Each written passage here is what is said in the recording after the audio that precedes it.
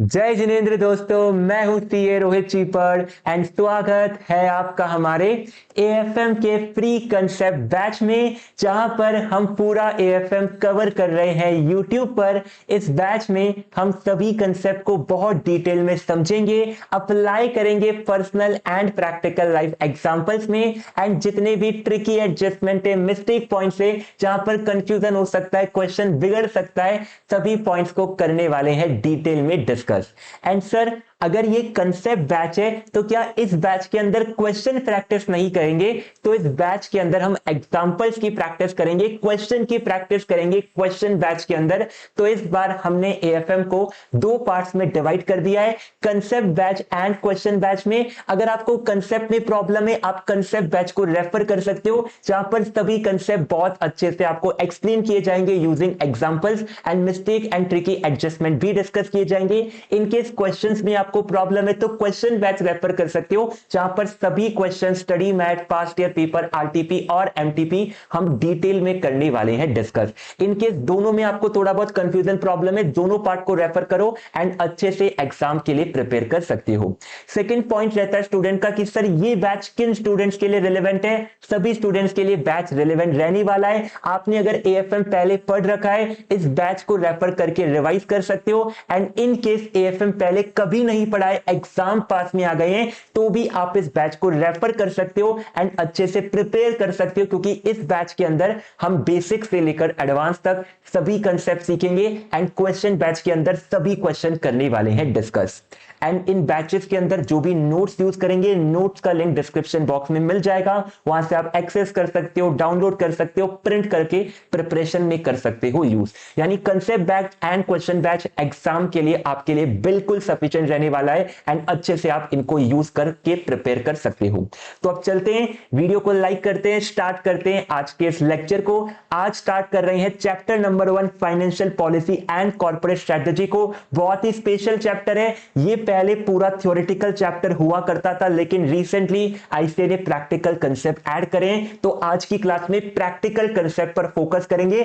Theoretical chapter के लिए हम लोग सेपरेट सेशन लेकर आने वाले हैं, जहां पर हर चैप्टर की थ्योरी एक साथ करेंगे कवर। तो पहले कंसेप्ट बैच में प्रैक्टिकल पॉइंट हम लोग कवर कर रहे हैं, एंड इनिशियली छोटे छोटे चैप्टर से स्टार्ट कर रहे हैं, एंड देन बड़े चैप्टर की तरफ चलेंगे। अगर आपको चाहिए कि कोई चैप्टर हम लोग पहले कवर करें बैच में, आप हमें कमेंट सेक्शन में बता सकते हो, हम लोग शेड्यूल को अपडेट करके उस चैप्टर को कर लेंगे पहले कवर।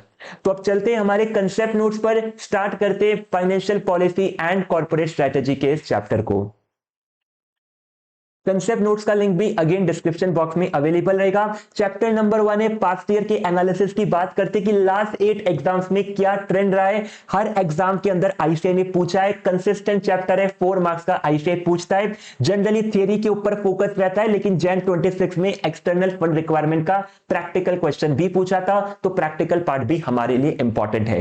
तो थियरी मोस्ट इंपॉर्टेंट है, लेकिन प्रैक्टिकल कंसेप्ट समझना भी हमारे लिए रिलेवेंट है। एएफएम के अंदर कोई भी कंसेप्ट छोड़कर नहीं जाना है। रीसेंट एग्जाम जिस तरीके के बन रहे हैं, इसीलिए आपको सभी कंसेप्ट अच्छे से सीखने हैं। यहां पर प्रैक्टिकल पार्ट को हमने 3 टॉपिक्स में डिवाइड करा है। बेसिक कंसेप्ट में हम लोग बेस क्रिएट करेंगे, एंड देन एडवांस लेवल के कंसेप्ट सीख पाएंगे, देन सीखेंगे external fund requirement, and last में फंड रेजिंग डिसीजन का छोटा सा कंसेप्ट है, जो कि स्टडी मैथ में नहीं है, लेकिन आईसीए ने पास्ट ईयर में क्वेश्चन पूछा था, तो वहीं से हम लोग फंड रेजिंग डिसीजन का कंसेप्ट सीखने वाले हैं।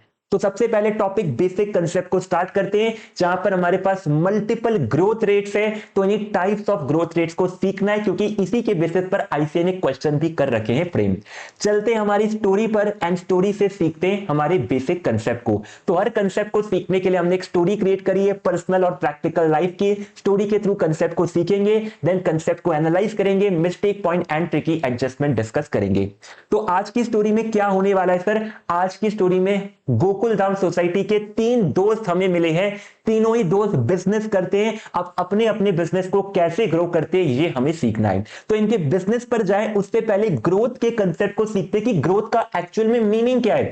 ग्रोथ का मतलब होता है इंक्रीज इन सेल्स या फिर इंक्रीज इन प्रॉफिट्स। तो जब भी हमारी सेल्स बढ़ती है, प्रॉफिट्स बढ़ता है, तो हम बोलते हैं कि कंपनी ग्रो कर रही है, और इनका डायरेक्ट इंपैक्ट आता है हमारी एसेट्स पर। अगर कंपनी ग्रो कर रही तो सेल्स बढ़ेगी, सेल्स बढ़ेगी तो प्रॉफिट बढ़ेगा एंड प्रॉफिट से जो कैश जनरेट होगा, ये कैश जाएगा कहां पर, ये कैश जाएगा एसेट्स में। तो ग्रोथ का इनडायरेक्ट मीनिंग होता है इंक्रीज इन एसेट्स। किसी भी बिजनेस की एसेट्स अगर इंक्रीज हो रही है तो वो बिजनेस ग्रो कर रहा है। अब बिजनेस की एसेट ग्रो करने के मल्टीपल तरीके होते हैं, यही मल्टीपल तरीके आज की क्लास में डिस्कस कर रहे हैं।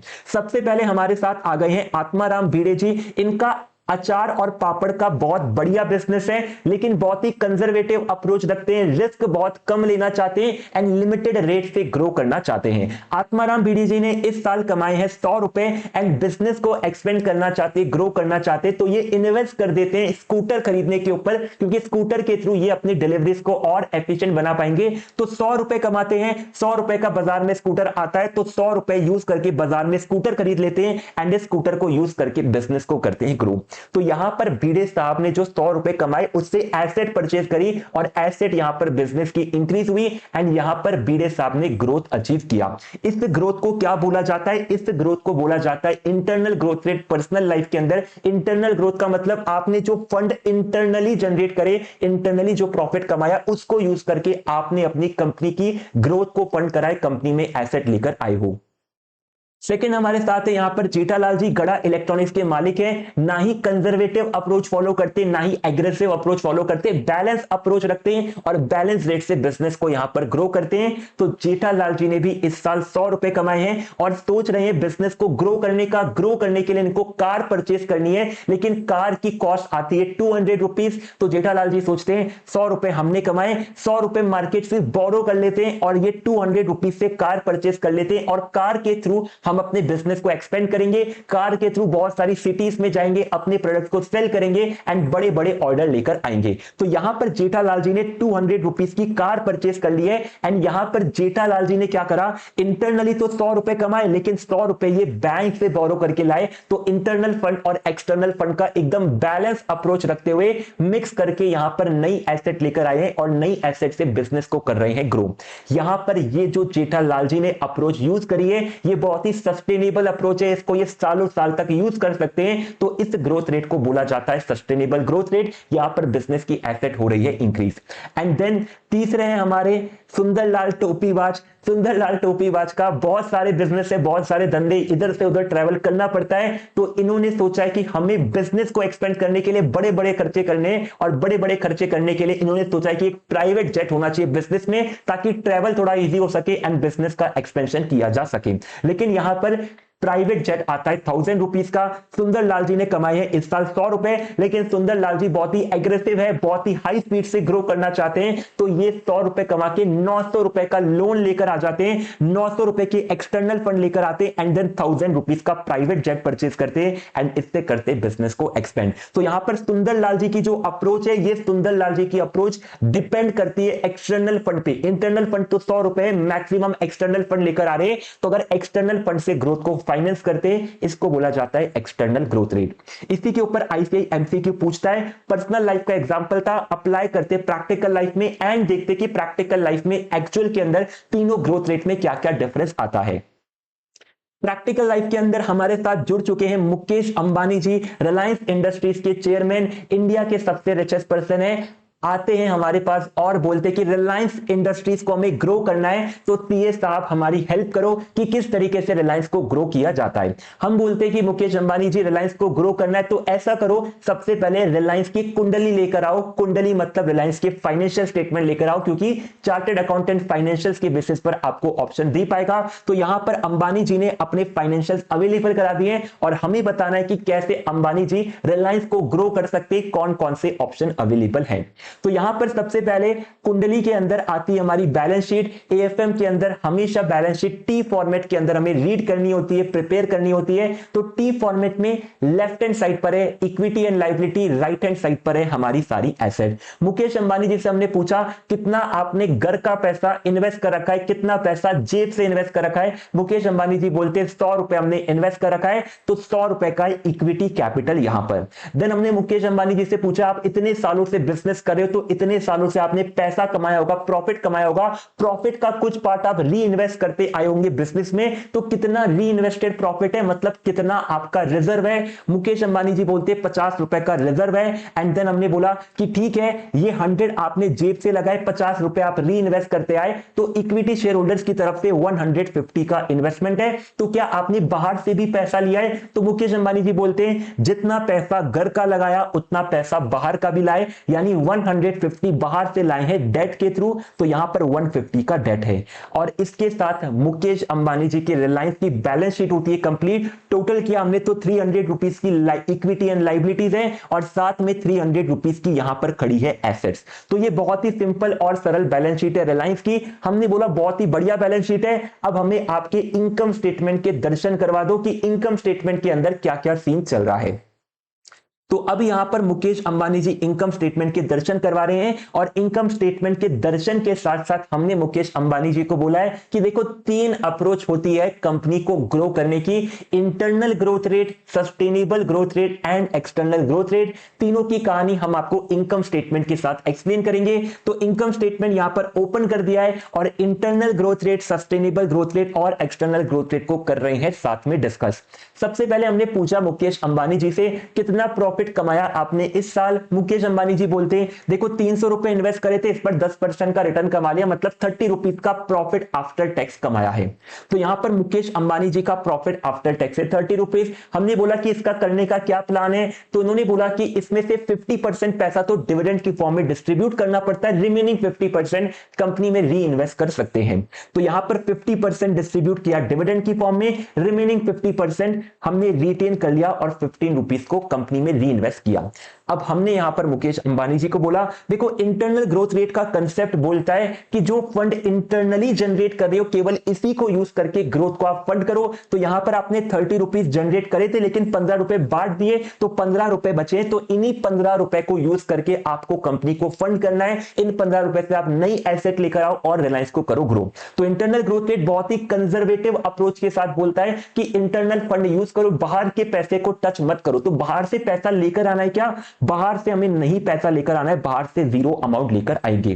तो इंटरनल ग्रोथ रेट में क्या हो रहा है सर? इंटरनल ग्रोथ रेट बहुत ही कंजर्वेटिव अप्रोच है, यहां पर जीरो पैसा लेकर आए हैं, लेकिन रिस्क भी यहां पर बहुत कम है। तो सस्टेनेबल रहेगा, लेकिन बहुत ही लिमिटेड ग्रोथ यहां पर मिलने वाला है।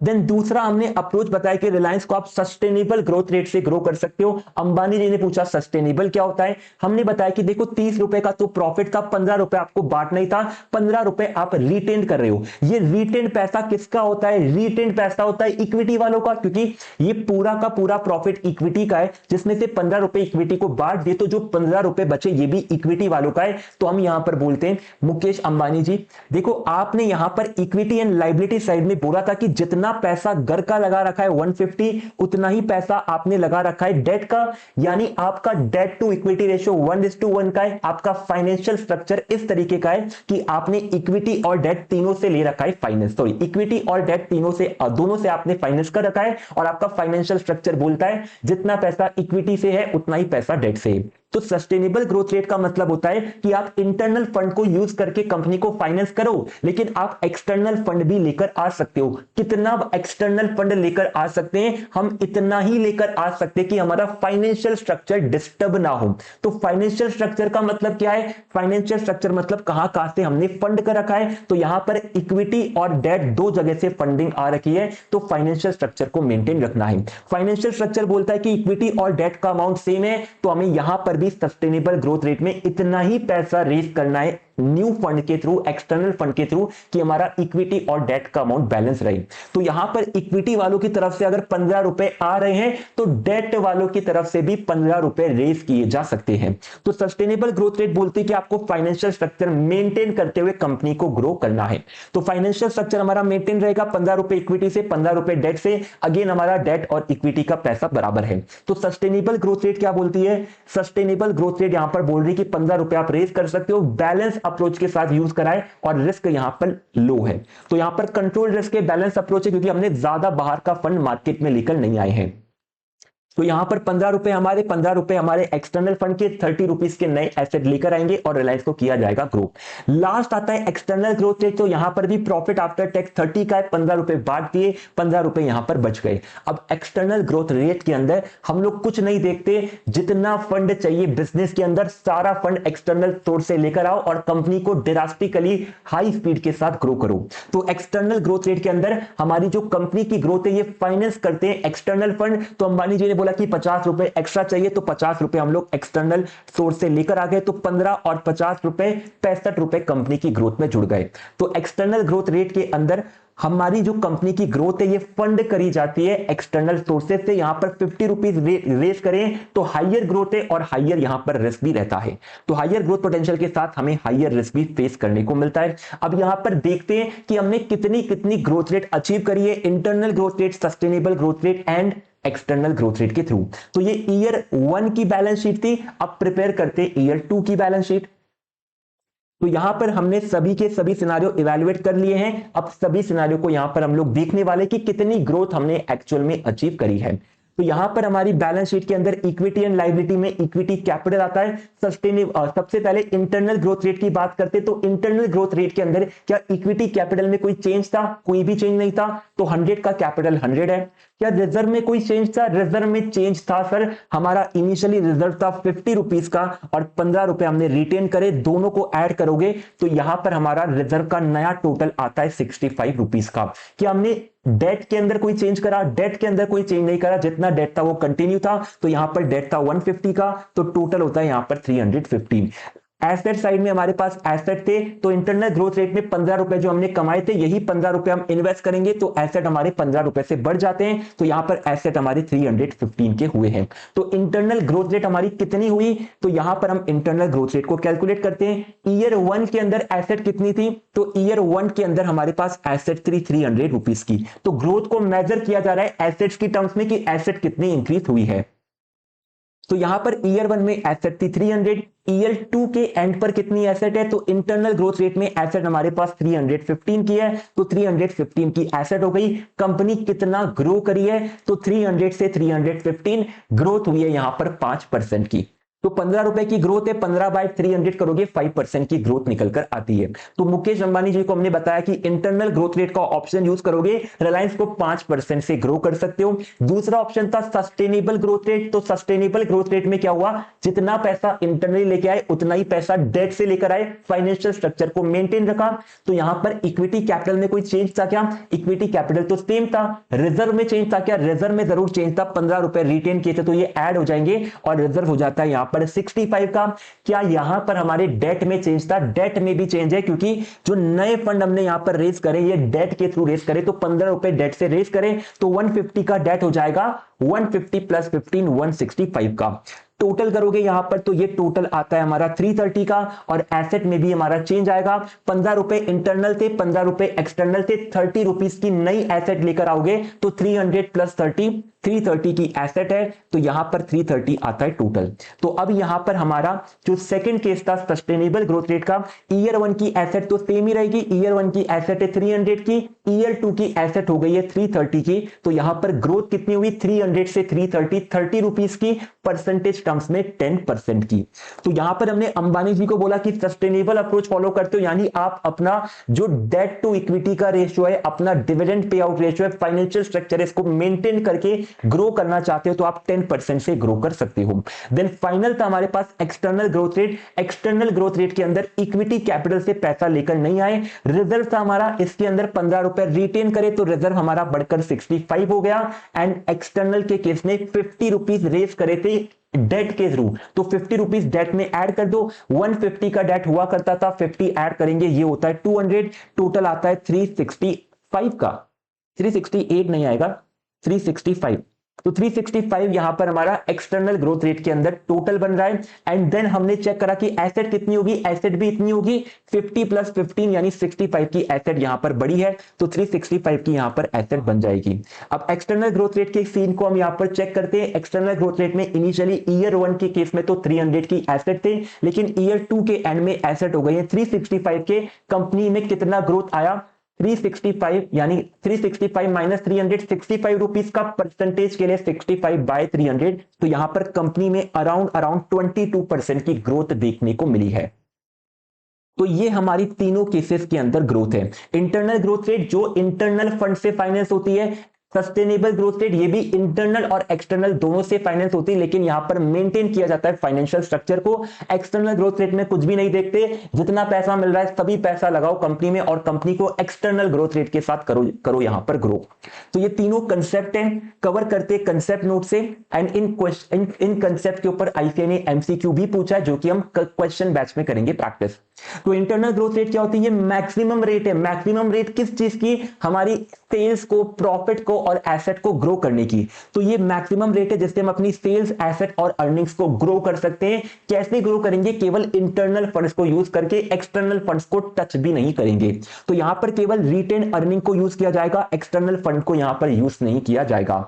सेकंड थी sustainable growth rate. Sustainable growth rate भी मैक्सिमम रेट है जिसके थ्रू हम लोग सेल्स, एसेट, अर्निंग को ग्रो कर सकते हैं, लेकिन यहां पर इंटरनल एक्सटर्नल दोनों का यूज किया जा सकता है, लेकिन फाइनेंशियल स्ट्रक्चर को मेंटेन करना पड़ता है। तो maintaining its current financial structure मतलब डेट टू इक्विटी और डिविडेंड पॉलिसी को मेंटेन करते हुए एक सस्टेनेबल लेवल से किस रेट से ग्रो कर सकते हैं। थर्ड था हमारे पास external growth rate. External growth rate के लिए हमारी मैक्सिमम ग्रोथ है जो हम अचीव कर सकते हैं एक्सटर्नल मीन से। एक्सटर्नल मीन मतलब बाहर से पैसा बोरो करके ला सकते हैं, मर्जर्स कर सकते हैं, एक्विजिशन कर सकते हैं, अलायंस बना सकते हैं। तो इनऑर्गेनिक तरीके से कैसे एक्सपेंशन किया जा सकता है। तो ये 3 टाइप्स की ग्रोथ रेट है। क्वेश्चन में पूछा जाता है एग्जांपल के थ्रू बताइए किस तरह की ग्रोथ रेट है, तो इनके कैरेक्टरिस्टिक्स के बेसिस पर हम आंसर करेंगे। केवल इंटरनल फंड यूज हुए हैं तो इंटरनल ग्रोथ रेट, अगर एक्सटर्नल को टच भी नहीं करा है, अगर आपने करंट फाइनेंशियल स्ट्रक्चर को मेंटेन करते हुए ग्रो करा है तो सस्टेनेबल, और अगर आपने एक्सटर्नल फंड के बेसिस पर बहुत ही इनऑर्गेनिक तरीके से ग्रोथ करी है तो ये होती है external growth rate. And external growth rate के लिए आपको जो बाहर से फंड्स की रिक्वायरमेंट पड़ती है या फिर किसी भी तरीके से ग्रो करने के लिए आपको फंड्स की रिक्वायरमेंट पड़ती है, इसी रिक्वायरमेंट को बोला जाता है एक्सटर्नल फंडिंग रिक्वायरमेंट। यानी कंपनी को ग्रो करने के लिए इंटरनल रिक्वायरमेंट तो आपने फुलफिल कर ली, अब इंटरनल के बाद जो रिमेनिंग रिक्वायरमेंट है आप एक्सटर्नल तरीके से डेट्स के थ्रू, प्रेफरेंस के थ्रू, डिफरेंट मेथड से जो अपनी रिक्वायरमेंट फुलफिल करते हैं, इसको बोलते हैं एक्सटर्नल फंडिंग रिक्वायरमेंट। तो ये एक्सटर्नल फाइनेंसिंग है। एक्सटर्नल फाइनेंसिंग डेट और इक्विटी दोनों से हो सकती है। क्या सर इक्विटी से भी फंड लेकर आएंगे तो बाहर से इसको एक्सटर्नल फाइनेंसिंग बोलेंगे? बिल्कुल बोलेंगे। जब तक कंपनी खुद पैसा जनरेट नहीं कर रही तब तक उसको इंटरनल नहीं बोलेंगे। कंपनी ने खुद प्रॉफिट कमाया तो वो इंटरनल है। अगर आप इक्विटी से पैसा रेज करें तो इक्विटी शेयर होल्डर्स भी बाहर से ही पैसा लेकर आ रहे, कंपनी में इंजेक्ट कर रहे हैं, तो उसको एक्सटर्नल बोला जाएगा। तो डेट या फिर इक्विटी से, इक्विटी के मतलब इक्विटी शेयर कैपिटल से, तो डेट या फिर शेयर कैपिटल से अगर आपने फंड लेकर आए हो ताकि आप अपने डिजायर्ड लेवल ऑफ ग्रोथ को अचीव कर सको, उसके बियॉन्ड जा सको, तो यहां पर हम इसको बोलते हैं आपकी एक्सटर्नल फंडिंग रिक्वायरमेंट। तो जितना आप इंटरनली ग्रो कर सकते हो उससे भी ज्यादा ग्रो करना है, इसी को बोला जाता है एक्सटर्नल फंडिंग रिक्वायरमेंट। अब यहां पर हमारे पास एग्जाम्पल था जो कि हमने डिस्कस करा है, तो कंसेप्ट नोट्स में सारे एग्जाम्पल गिवन है जो हम डिस्कस कर रहे हैं। एमसीक्यू पूछा था रिसेंटली आरटीपी सितंबर 25 में, इसकी आप प्रैक्टिस कर सकते हो, हमारे क्वेश्चन बैंक में एमसीक्यू आपको मिल जाएगा। अब नेक्स्ट कंसेप्ट है important concept external fund requirement का। एक्सटर्नल फंड रिक्वायरमेंट का मीनिंग तो हम समझ चुके हैं कि जैसे जैसे कंपनी ग्रो होती है, कंपनी की सेल्स ग्रो होगी, अर्निंग्स ग्रो होगी, वैसे कंपनी की एसेट भी ग्रो होगी। अगर कंपनी की एसेट ग्रो होगी तो कंपनी की एसेट को फाइनेंस करना पड़ेगा। अगर 100 की एसेट 150 की हो जाती तो जो 50 रुपीज की एसेट है इस 50 रुपीज को फाइनेंस करना पड़ेगा। फाइनेंस करने के 2 ऑप्शन होते हैं, इंटरनल एंड एक्सटर्नल। तो किस तरीके से आप इंटरनली और एक्सटर्नली इस एसेट की ग्रोथ को फाइनेंस करते हो, इसी को बोला जाता है एक्सटर्नल फंड रिक्वायरमेंट। तो यहां पर एक्सटर्नल फंड रिक्वायरमेंट का सिंपल सा एक एग्जांपल है। चलते हमारी स्टोरी पर, समझते हैं एक्सटर्नल फंडिंग रिक्वायरमेंट के केस को। तो अब स्टोरी में क्या होने वाला है, डायरेक्टली हम लोग प्रैक्टिकल स्टोरी में जंप करते हैं। प्रैक्टिकल ओके, पहले टाइप ऑफ ग्रोथ रेट को यहां पर हमने समराइज कर रखा है, ये पार्ट हमने कवर नहीं किया, मैं क्विकली आपको बता देता हूं। इंटरनल ग्रोथ रेट के अंदर रिटेन अर्निंग से ग्रो किया जाता है। सस्टेनेबल ग्रोथ रेट के अंदर हम ग्रो करते हैं लेकिन अपने फाइनेंशियल स्ट्रक्चर को मेंटेन करते हुए। एक्सटर्नल ग्रोथ रेट के अंदर हम लोग अपने इनऑर्गेनिक तरीकों से आपके एक्सटर्नल मींस के through, mergers, acquisition, borings, alliances के थ्रू ग्रो करते हैं। और एक्सटर्नल फंड रिक्वायरमेंट है जितना पैसा हमें बाहर से लाना पड़ता है अपनी फंड को ग्रो, अपनी कंपनी को ग्रो करने के लिए, इसको बोला जाता है एक्सटर्नल फंडिंग रिक्वायरमेंट, जो हमने कंसेप्ट नोट्स में कवर किया है। अब यहां पर हमारे पास एक्सटर्नल फंड्स रिक्वायरमेंट का एक सिंपल सा एग्जांपल है। स्टोरी के अंदर इस बार आ चुके गौतम अडानी जी, इंडिया के सेकंड रिचेस्ट पर्सन है। इन्होंने देखा कि आपने किस तरीके से रिलायंस इंडस्ट्रीज की हेल्प करी उनको ग्रो करने के लिए, तो अब यहां पर हमारे साथ जुड़ चुके गौतम अडानी जी।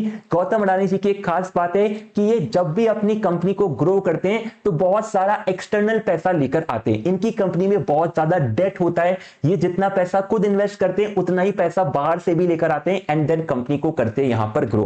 तो एक्सटर्नल फंड्स पर बहुत ज्यादा फोकस रखते हैं क्योंकि इनके अकॉर्डिंग एक्सटर्नल फंड हमें सस्ते मिल जाते हैं। तो 5-6%, 10% के ऊपर लोन ले लो और उसको इन्वेस्ट करके 20%, 25% का रिटर्न कमा लो, तो इसके थ्रू इनको एक्स्ट्रा ऑर्डिनरी रिटर्न मिलता है और कंपनी को ग्रो करते हैं। तो अब यहां पर हमारे साथ अडानी जी आ चुके हैं। अडानी जी की हमें हेल्प करनी है कि किस तरीके से वो अपनी फंड्स की रिक्वायरमेंट को फुलफिल कर सकते हैं। अडानी जी ने यहां पर बोला है कि उनकी जो कंपनी है ये 20% से ग्रो कर रही है। 20% की ग्रोथ का मतलब क्या है कि अडानी जी की जो कंपनी है इसकी सेल्स 20% से बढ़ रही है, अर्निंग 20% से बढ़ रही है। अब अगर सेल्स और अर्निंग 20% से बढ़ रही है तो इस सेल्स को मेंटेन करने के लिए एसेट को भी 20% बढ़ाना पड़ेगा। फॉर एग्जांपल मान लो 100 रुपए की एसेट अगर 1000 रुपए की सेल करती है, अब आपको सेल्स को 1200 पर लेकर जाना है, 20% से बढ़ाना है, तो आपको अपनी एसेट को भी बढ़ाना पड़ेगा क्योंकि आप अपनी एसेट के थ्रू ही सेल्स को जनरेट करते हो। तो अगर सेल्स बढ़ेगी तो सेल्स को सपोर्ट करने के लिए एसेट्स को भी बढ़ाना पड़ेगा, और एसेट्स को अगर बढ़ाओगे तो इस बढ़ी हुई एसेट को फाइनेंस कैसे करोगे? इसको फाइनेंस करने के लिए फंड्स की रिक्वायरमेंट लगेगी और यही रिक्वायरमेंट हम यहां पर समझ रहे हैं। तो हमने यहां पर सबसे पहले पूछ लिया अडानी जी से, आपकी जो करंट ईयर की सेल्स है, करंट ईयर की बैलेंस शीट है हमारे पास लेकर आ जाइए और हम आपको बताते कि आपको कितने फंड्स की रिक्वायरमेंट पड़ेगी। अडानी जी बोलते कि ईयर 1 के अंदर सेल्स करिए हमने 1000 रुपीज की, 1000 रुपीज की सेल्स करिए। अब हमने यहां पर बैलेंस शीट को एनालाइज करना स्टार्ट किया। बैलेंस शीट में इक्विटी, लायबिलिटी और एसेट है। हमने पूछा अडानी जी से कितना पैसा जेब से कैपिटल में इन्वेस्ट कराए। अडानी जी ने इन्वेस्ट कराए यहां पर 100 रुपए इक्विटी कैपिटल। रिजर्व का नंबर पूछ लिया, कितने सालों से कमा रहे हो, कितना प्रॉफिट रिजर्व में इन्वेस्टेड है। तो यहां पर 150 रुपीज अडानी जी के रिजर्व में इन्वेस्टेड है। तो इक्विटी वालों का कितना पैसा है? इक्विटी वालों का 100 प्लस 150, 250 रुपीज इन्वेस्टेड है। अडानी जी ने बोला जितना पैसा घर का लगाते उतना ही पैसा बाजार का भी लगाते, मतलब 250 रुपीज बाहर से हम लोग लोन भी लेकर आए हैं, तो 250 रुपीज का यहां पर डेट है जो कि है लॉन्ग टर्म लोन का। देन हमने अडानी जी से पूछा क्या आपके सप्लायर्स को कुछ पेमेंट पेंडिंग है क्या, कोई ऐसी लायबिलिटी है क्या जो आपको अपनी नॉर्मल ऑपरेटिंग साइकिल में पे करनी हो, नेक्स्ट 12 महीने में पे करनी हो? तो अडानी जी ने बोला कि हमारे बहुत सारे सप्लायर्स हैं जिनका पेमेंट बाकी है, अराउंड 100 रुपीज का पेमेंट बाकी है, इसको बोला जाता है करंट लायबिलिटी। तो यहां पर बैलेंस शीट का हमने टोटल कर लिया, तो टोटल निकल कर आता है 600 रुपीज का। 600 रुपीज की अडानी जी की बैलेंस शीट है। हम एसेट साइड में गए, एसेट साइड में पूछा अडानी जी आपने अपने बिजनेस में फिक्स एसेट कितनी इन्वेस्ट कर रखी है? अडानी जी ने बोला कि 400 रुपए इन्वेस्टेड है हमारी फिक्स एसेट के अंदर। देन हमने पूछा कि बिजनेस को रन करने के लिए इन्वेंट्रीज रखनी पड़ती है, डेटर्स रखने पड़ते हैं, तो आपके पास करंट एसेट कितने की है? तो करंट एसेट अडानी जी ने बताई है 200 रुपीज की, एंड टोटल करती बैलेंस शीट होती है कंप्लीट। तो यहां पर ईयर 1 की कहानी अडानी जी की कंप्लीट है। हमने पूरी की पूरी बैलेंस शीट को एनालाइज कर लिया, स्टडी कर लिया। अब अडानी जी बोलते कि सेल्स को हमें ग्रो करना है 20% से ईयर 2 में। जब सेल्स को 20% से ग्रो करना है मतलब 1200 से। अब अगर यहां पर आपकी जो एसेट इन्वेस्टेड है, इस एसेट से आप 1000 रुपीज की सेल कर रहे हो, आपको अगर सेल्स को ग्रो करना है तो एसेट भी आपको ज्यादा लगेगी। अगर 100 रुपए की एसेट से आप 100 रुपीज की सेल करते हो, अब आपको सेल्स को ग्रो करना है तो एसेट को भी ग्रो करना पड़ेगा, और एसेट को ग्रो करोगे तो आपको फंड्स की रिक्वायरमेंट पड़ेगी। तो यहां पर अडानी जी बोल रहे हैं कि हमें 1200 की सेल्स करनी है, 20% की ग्रोथ करनी है। तो अभी इन एसेट से 1000 की ग्रोथ हो रही है और हमें अब करनी है 20% की ग्रोथ 1200 की सेल्स से। तो अब यहां पर सेल्स बढ़ेगी तो एसेट भी बढ़ेगी। तो जो फिक्स एसेट अभी 400 की है तो हमें यहां पर और एक्स्ट्रा एसेट लेकर आनी पड़ेगी। अगर हमें 20% की ग्रोथ करनी है तो 400 की फिक्स एसेट से 1000 की सेल्स होती है, सेल्स को अगर 1200 करना है तो एसेट को भी 20% बढ़ाना पड़ेगा।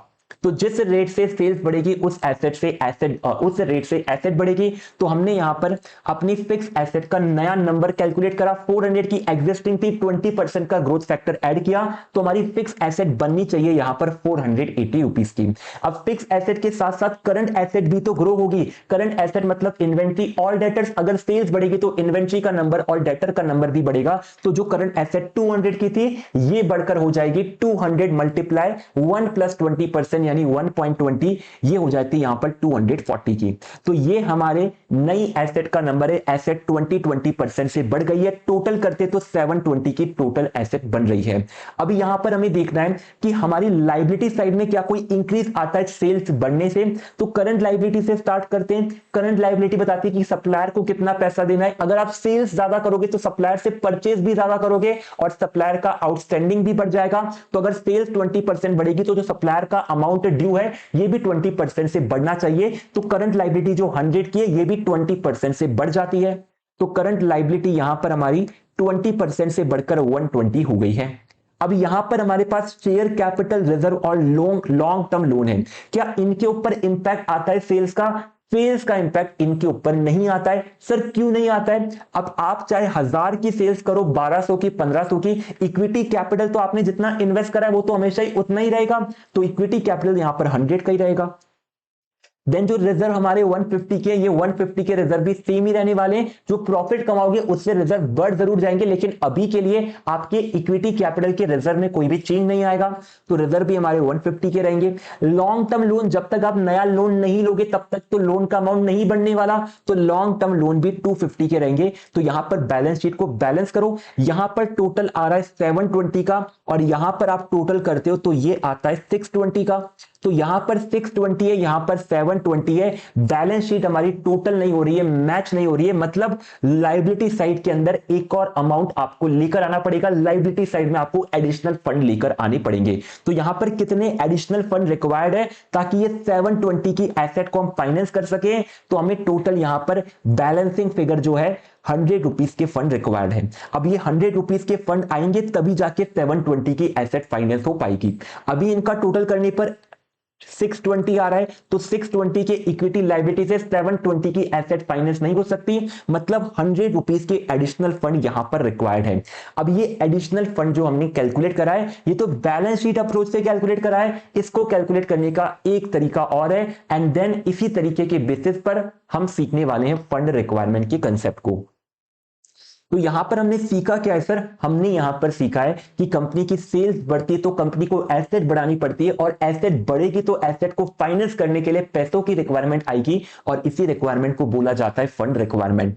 तो चलते हैं देखते हैं कि कैसे फंड रिक्वायरमेंट को कैलकुलेट किया जा सकता है एंड कहां से फंड लेकर आए जा सकते हैं। तो एक्सटर्नल फंड रिक्वायरमेंट का मतलब है अमाउंट जो हमें चाहिए होगा अपनी एसेट और वर्किंग कैपिटल में इन्वेस्ट करने के लिए ताकि हम सेल्स की स्पीड के साथ साथ अपनी एसेट को, कैपिटल को भी ग्रो कर सके। अब यहां पर हमने जो एग्जांपल लिया था ईयर 1 में सेल 1000 की थी और जो बैलेंस शीट थी अडानी जी की, same example and balance sheet यहां पर अवेलेबल है। अब यहां पर हमें यह सीखना है कि क्वेश्चन को सॉल्व कैसे करना है। ये जो एडिशनल फंड रिक्वायरमेंट आपने 100 रुपीज का कैलकुलेट करा, इसको कैलकुलेट करने का एक सिंपल तरीका है जो हम एग्जाम में फॉलो करेंगे। तो कैसे फॉलो करेंगे? तो सेल्स की बढ़ने से हमारी फिक्स एसेट और वर्किंग कैपिटल भी बढ़ती है। तो फिक्स एसेट यहां पर 480 से बढ़ी, वर्किंग कैपिटल मतलब करंट एसेट और करंट लायबिलिटी, तो करंट एसेट और करंट लायबिलिटी भी 2020 से बढ़ी है। तो अगर सेल्स बढ़ेगी तो फिक्स एसेट और वर्किंग कैपिटल भी हमें बढ़ाना पड़ेगा। तो जितना फिक्स एसेट और वर्किंग कैपिटल बढ़ेगी उतने ही तो फंड्स की रिक्वायरमेंट है। आपका जो एडिशनल इन्वेस्टमेंट होने वाला है फिक्स एसेट और वर्किंग कैपिटल में, इसी को तो हमें फंड करना है, इसी के लिए तो फंड्स की रिक्वायरमेंट है। तो यहां पर हम बोलते हैं कि आप अपनी fix asset, current asset minus current liability का टोटल करो। मतलब फिक्स एसेट और वर्किंग कैपिटल का टोटल करो। अब आपकी जो ग्रोथ रेट आपको अचीव करनी है, इसी ग्रोथ को मल्टीप्लाई कर दो इस वैल्यू से, क्योंकि अगर सेल्स बढ़ेगी, ग्रोथ बढ़ेगी तो इनके अंदर इन्वेस्टमेंट भी बढ़ना चाहिए।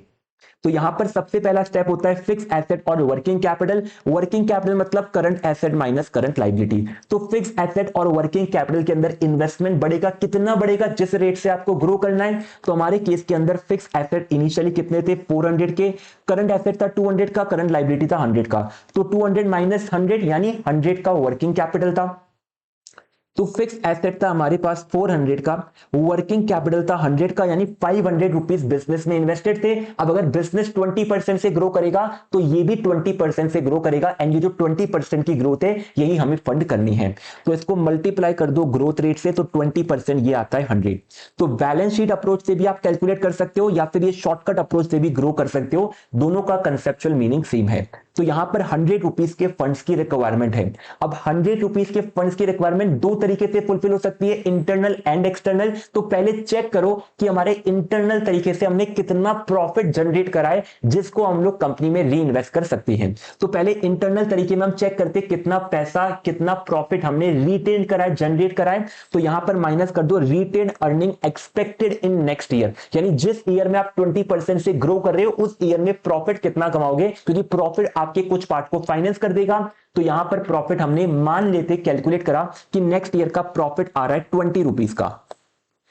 तो यहां एक मिनट, तो यहां पर मान लेते नेक्स्ट ईयर का प्रॉफिट आ रहा है 20 रुपीज का, तो 100 रुपीज के फंड्स रिक्वायरमेंट है। अगले साल हम 20 रुपीज का पैसा रिटेन करेंगे, री इन्वेस्ट करेंगे प्रॉफिट में से। तो नेट अब हमारी रिक्वायरमेंट है 80 रुपीज। तो 100 रुपीज में से 20 रुपीज इंटरनली हमने फंड कर दिया है। अब एक्सटर्नल फंड की रिक्वायरमेंट क्या है, 80 रुपीज हमारे एक्सटर्नल फंड की रिक्वायरमेंट है। तो एक्सटर्नल फंड मतलब बाहर से कितना पैसा लेकर आना है। कंपनी को 100 रुपए चाहिए, 20 रुपए हम इंटरनली जनरेट कर लिए, 80 रुपीज हम बाहर से लेकर आएंगे। बाहर से कहां से लेकर आएंगे, बाहर से लेकर आ सकते हैं हम अपने डेट से। तो बाहर से हम लोग लॉन्ग टर्म लोन से पैसा लेकर आ सकते हैं या फिर इक्विटी शेयर कैपिटल से। तो ये दो सोर्सेज है जहां पर हम लोग एक्सटर्नली पैसा जनरेट करेंगे। अब लोन से कितना पैसा ला सकते हो, जनरली आपको क्वेश्चन बोलता है कि आपके ऊपर कुछ लिमिटेशन है कि इतना ही पैसा लेकर आ सकते हो। फॉर एग्जाम्पल क्वेश्चन बोल सकता है कि आपको debt to equity ratio maintain करना है 1:1 का।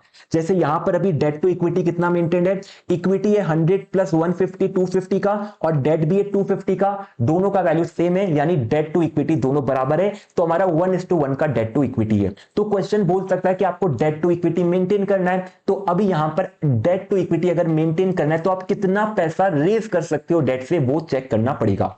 तो यहां पर हमने बोला कि 20 रुपीज का हमारा रिटेन अर्निंग होगा, तो 20 रुपीज के रिटेन अर्निंग से रिजर्व का वैल्यू बढ़ जाएगा।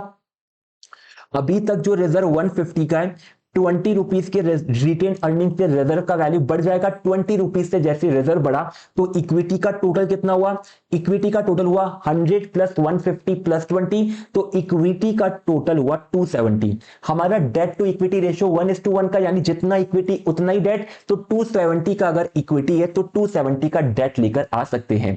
तो यहां पर हम नेक्स्ट चेक करते कि हमारा डेट का कितना वैल्यू हम रेज कर सकते हैं based on the ratio in question. तो रेशियो हमने अज्यूम करा 1:1 का, क्वेश्चन में कुछ भी गिवन हो सकता है, वो हमें फॉलो करना है। तो रेशियो के बेसिस पर मैक्सिमम डेट कितना हो सकता है, 270 का मैक्सिमम डेट हो सकता है। और एग्जिस्टिंग कितना है, एग्जिस्टिंग 250 का है, तो 20 रुपीज का एक्स्ट्रा डेट लेकर आ सकते। तो लेस कर दो एग्जिस्टिंग डेट, तो 20 रुपीज हम डेट से लेकर आ जाएंगे। तो यहां पर क्या होगा, यहां पर 20 रुपीज डेट से आ जाएंगे, तो ये हो जाएगा हमारा 270।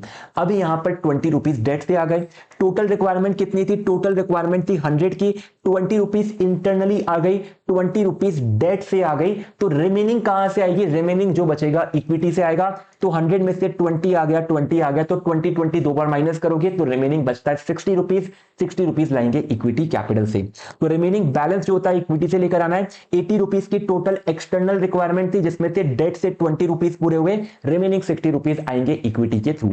तो फाइनली यहां पर अगेन हम जाएंगे और 60 रुपीज यहां पर इक्विटी से करने वाले हैं रेस।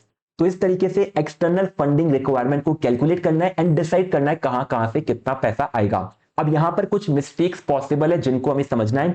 पहली मिस्टेक होती है कि रिटेन अर्निंग नेक्स्ट ईयर का कैसे कैलकुलेट करें। ये जो रिटेन अर्निंग नेक्स्ट ईयर का है कि नेक्स्ट ईयर कितना पैसा इंटरनली जनरेट होगा, कैसे कैलकुलेट करना है। तो करंट ईयर का रिटेन अर्निंग गिवन होता है या फिर आप कैलकुलेट कर सकते हो। करंट ईयर के रिटेन अर्निंग को मल्टीप्लाई कर दो 1 प्लस ग्रोथ के फैक्टर से। अगर सेल्स बढ़ेगी, प्रॉफिट बढ़ेगा, तो आपका रिटेन अर्निंग भी बढ़ेगा। तो यहां पर हम अपने रिटेन अर्निंग का और रिटेन अर्निंग को मल्टीप्लाई करते ग्रोथ के फैक्टर से, तो हमें यहां पर मिल जाता है retain earning of next year, जो कि हम माइनस करके कैलकुलेट करते कितना पैसा एक्सटर्नल सोर्सेस से हमें करना है रेस।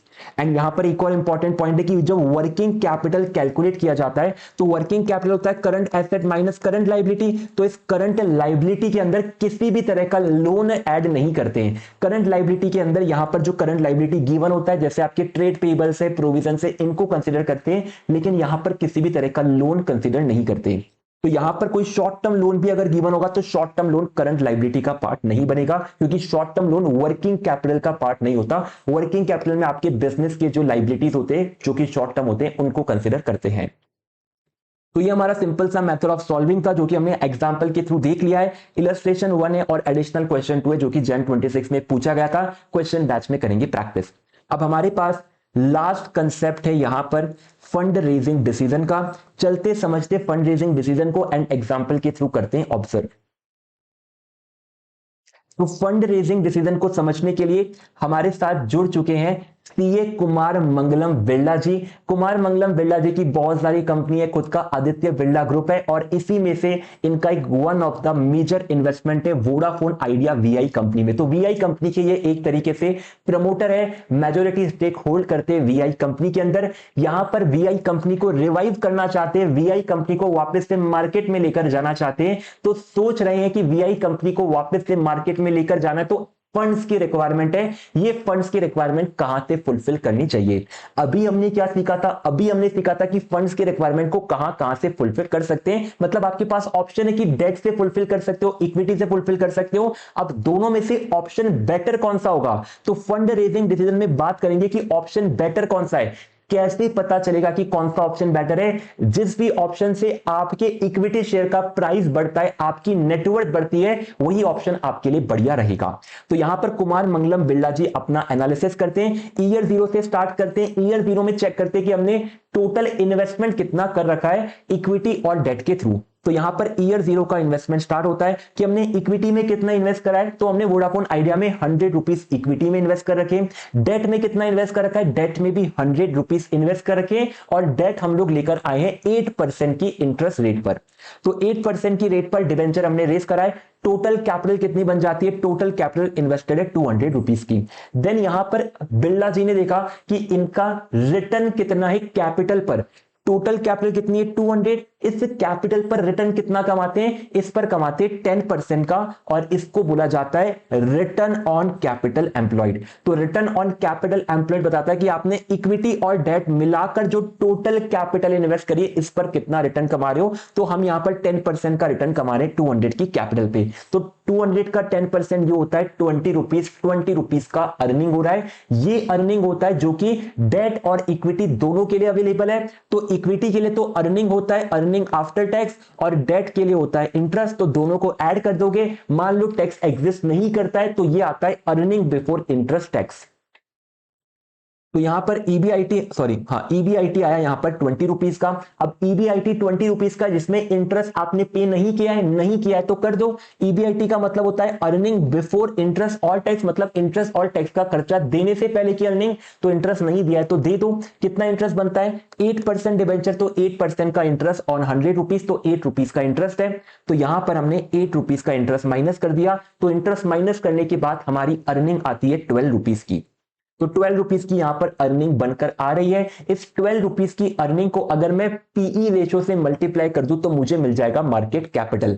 तो पी रेशो क्या होता है? पी रेशो होता है प्राइस बाय अर्निंग। तो अगर आप अर्निंग को प्राइस बाय अर्निंग से मल्टीप्लाई करोगे तो आपको प्राइस मिलता है। तो यहां पर हमारा टोटल पी रेशो हमारा 10 का चल रहा है। मान लेते हैं टोटल मार्केट प्राइस कितना आएगा? 12 इंटू 10 120 रुपीज आता है मार्केट प्राइस। मान लेते हैं कि हमारे पास जो इक्विटी कैपिटल था इसमें केवल एक ही शेयर था। तो इक्विटी कैपिटल में अगर एक ही शेयर है तो 120 रुपीज को डिवाइड कर दो 1 से, तो पर शेयर मार्केट प्राइस आता है 120 रुपीज का।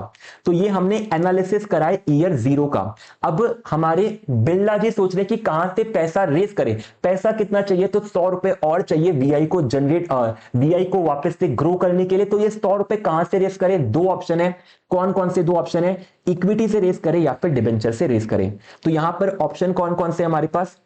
तो नेक्स्ट ईयर के लिए पैसा या तो इक्विटी से रेस करो या फिर पैसा रेस करो डिबेंचर से।